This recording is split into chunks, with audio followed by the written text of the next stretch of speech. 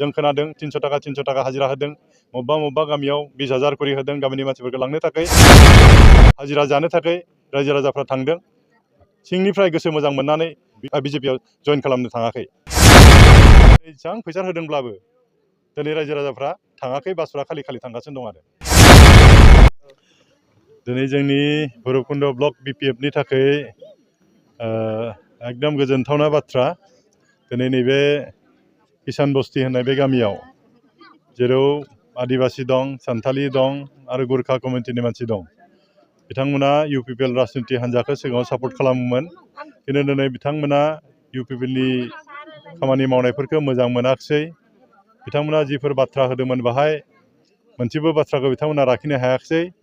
दिनै बिथांमोना बेखायनो जोंनि बिपिएफ राजनिति हान्जायाव जइन खालामदों। गोबां प्राय 100निबो बारा दिनै इउपिपिएलनि दैदेनगिरि मावथि बिथांमोना जोंनि बिपिएफ राजनिति हान्जायाव जइन खालामबाय।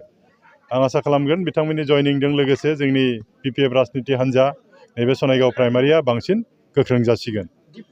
बेखौथ' रायजो राजाफ्रा बुंगोन मानो थाखाय बेकवार्ड जाना दं। रायजो राजाफोराथ' जोंनो खोन्थाबाय थादों बिथांमोना जेबो खामानि मावाखै। बिसायख'थि सिगाङाव जिफोर बाथ्रा होदोंमोन बे बाथ्राफोरखौ मोनसेबो लाखिनो हायाखै। गोबां समयसा गोलैसोना थाबाय, मोनसेबो समाधान खालामाखिसै। रायजो राजा लोगो हमनो थांबा बिथाङा लोगो हमा, बयबो गाज्रि मोनजोब्बाय। दा बिथांमोना बेखायनो जोंनि बिपिएफ राजनिति हान्जाखौ मोजां मोननानै जोंनि बिपिएफ राजनिति हान्जायाव जइन जाफैदों। आंहा बुंनांगौ जेबो गैया। बे जिहेतु गणतन्त्र बयहाबो मोनसे अधिकार दं। जाय जि राजनिति हान्जाखौ मोजां मोनो बेहाय जइन खालामगोन। खिन्थु जोंहा मोनसे फोथायनाय दं, बिजेपिआनो फैथों मानो दाफैथों मानो, इउपिपिएलआनो दाफैथों मानो, जोंनि रायजो राजाफ्रा इतिमध्य बिथांमोननि सायाव फोथायनाया गैखायाला। मानो होनब्ला दानि आथिखालनि जि सरकार प्रमद बर' बिथांनि दैदेननायाव बे इउपिपिएल हारसिंल' नङा, बिजेपिबो बाहाय दंफायो। बे सरकारा इतिमध्य फेल जाबाय। रायजो राजानि सिगाङाव बिथांमोना जि बाथ्राफोर बुंदोंमोन मोनसेबो लाखिनो हायाखै, मोनसेबो खामानि मावाखै। रायजो राजाफ्रा नुखाबाय।